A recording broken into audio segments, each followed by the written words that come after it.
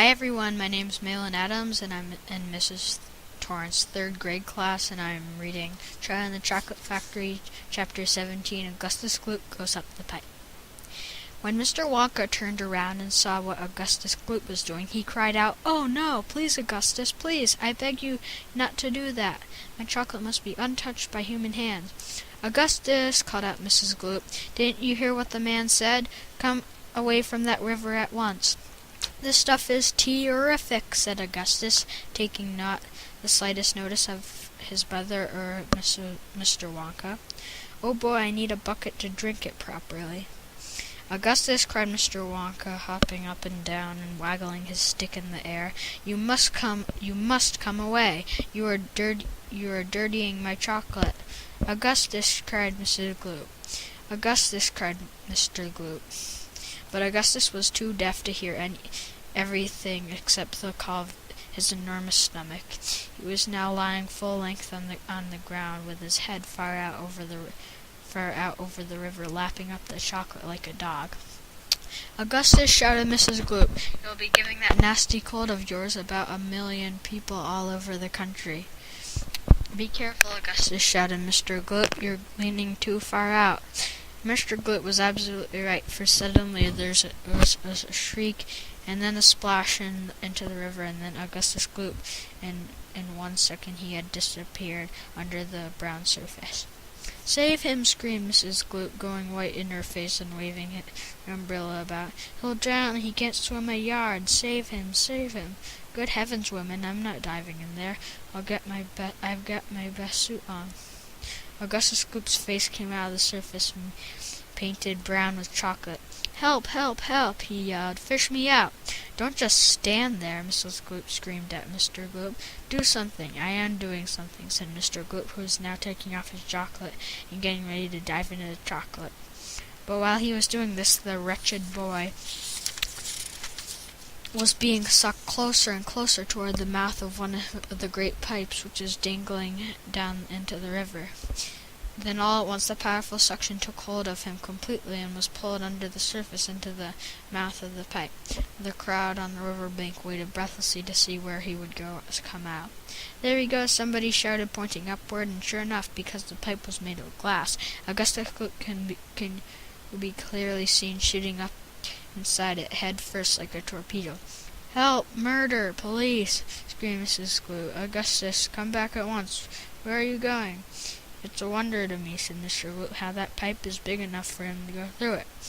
"It isn't big enough," said Charlie Bucket. "Oh dear, look, he's slowing down." "So he is," said Grandpa Joe. "He's going to stick," said Charlie. "I think he is," said Grandpa Joe. "By golly, he has stuck," said Charlie. "It's his stomach that's done it," said Mr. Gloop. "He's blocked the whole pipe," said Grandpa Joe. "Smash the pipe!" yelled Mrs. Gloop, still waving her umbrella. "Augustus, come out of there at once." The watchers below could see the chocolate swishing around the boy in the pipe, and they could see it building up behind him in a solid mass, pushing against the blockage. The pressure was terrific. Something had to give. Something did give, and that something was Augustus. Woof! Up he shot again, like a bullet in the barrel of a gun. "He's disappeared!" called Mrs. Gloop. "Where does that pipe go? Quick, call the fire brigade." "Keep calm," cried Mr. Wonka. "Keep calm, my dear lady. Keep calm. There's no danger whatsoever. Augustus has gone on a little journey, that's all. A most interesting little journey, but he'll come out of it just fine. You wait and see." "How can he possibly come out just fine?" snapped Mrs. Gloop. "He'll be made into marshmallows in 5 seconds.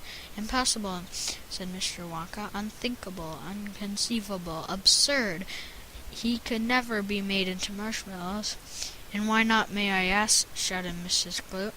"Because that pipe doesn't go to the marshmallow room," Mr. Wonka answered. "It doesn't go anywhere near it. That pipe, the one Augustus went up, happens to lead directly to the room where I make a most delicious kind of strawberry-flavored chocolate-coated fudge. Then it'll be made into strawberry-flavored chocolate-coated fudge," screamed Mrs. Gloop.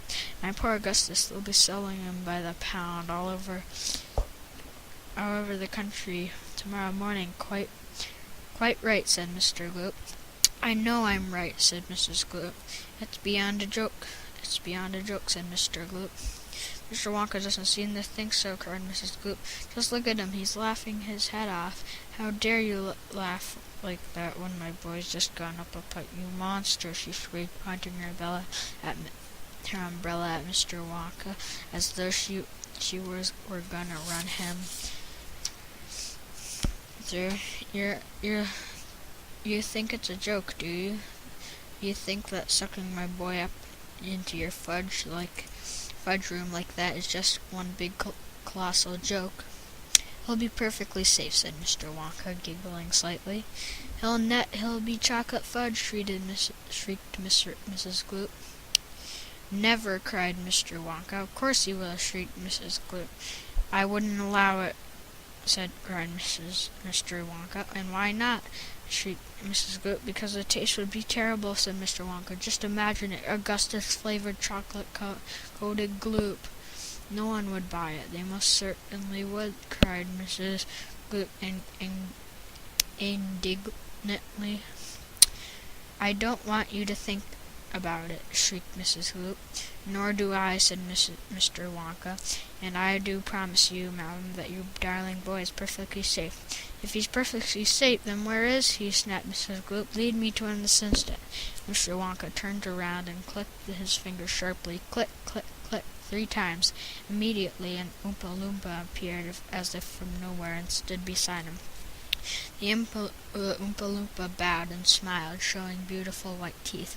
His skin was rosy red, his long hair was golden brown, and the top of his head came just above the height of Mr. Wonka's knee.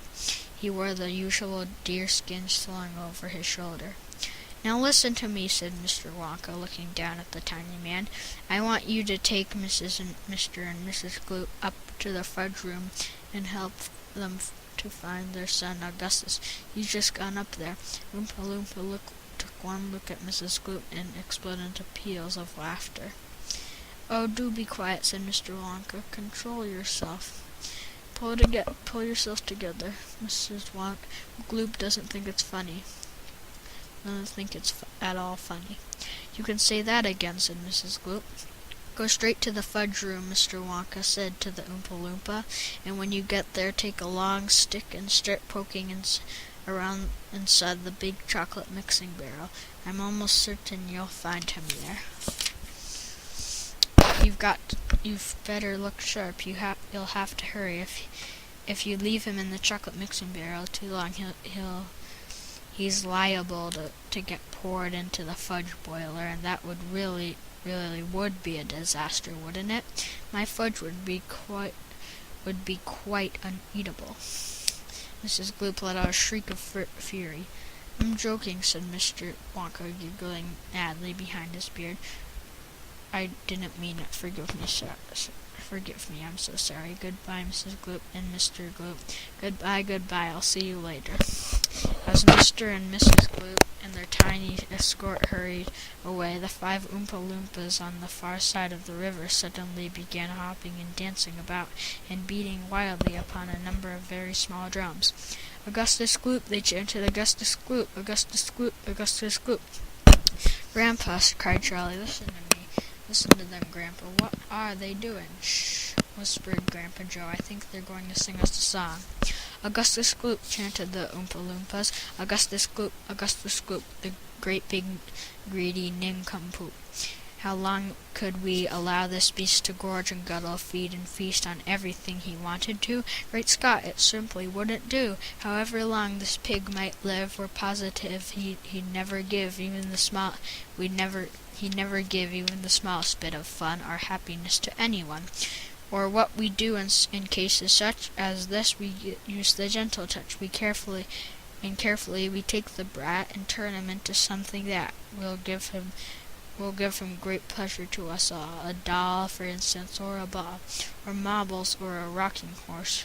But this revolting boy, of course, was so unutterably vile, so greedy, foul, infantile, He felt the most disgusting taste inside our mouths, and so in haste we chose a thing that what may would take the nasty taste away. "Come on," we cried, "the time is ripe so to send him shooting up the pipe. He has to go, he has to be, and very soon he's going to see inside the room to which he's gone some funny things are going on. But don't, dear children, be alarmed. Augustus Gloop will not be harmed, although, of course, we must admit he'll be altered quite a bit. He'll be quite changed from what he's been when he goes through the fudge machine." Slowly the wheels go round and round, the cogs begin to grind and pan, 100 knives to slice, slice, slice. We add some sugar, cream, and spice. We boil 'em for a minute more until we're absolutely sure that all the greed and all the gales boiled away for once and all. Gall is boiled away from once and all. Then out he comes, and now by grace a miracle has taken place. This boy, who only just before was loathed by men from shore to shore, this greedy brute, this louse's ear, is loved by people everywhere. For who could hate or bear a grudge against a luscious bit of fudge? "I told you they love singing," cried Mr. Wonka. "Aren't they delightful? Aren't they charming? But you mustn't believe a word they said. It's all nonsense, every bit of it." "Are the Oompa Loompas really joking?" asked Charlie. "Of course they're joking," answered Grandpa Joe. "They must be joking, at least I hope they're joking, don't you?"